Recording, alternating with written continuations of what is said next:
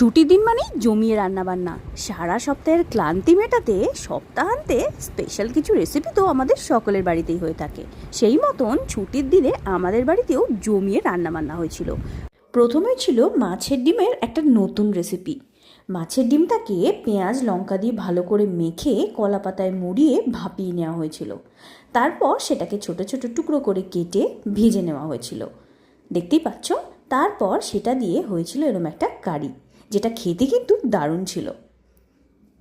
এর সাথে ছিল ভেটকি মাছের পাতুরি, তারপর গরম গরম চিকেন। এখানে চিকেনের একটা গার্লিক চিকেন রেসিপি আমরা ট্রাই করেছিলাম।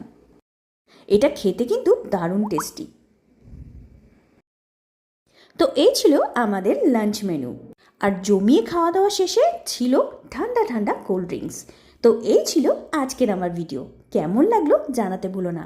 ভালো থেকো, সুস্থ থেকো, আর নতুন নতুন ভিডিওর জন্য ফলো করে রেখো। Take care, bye by.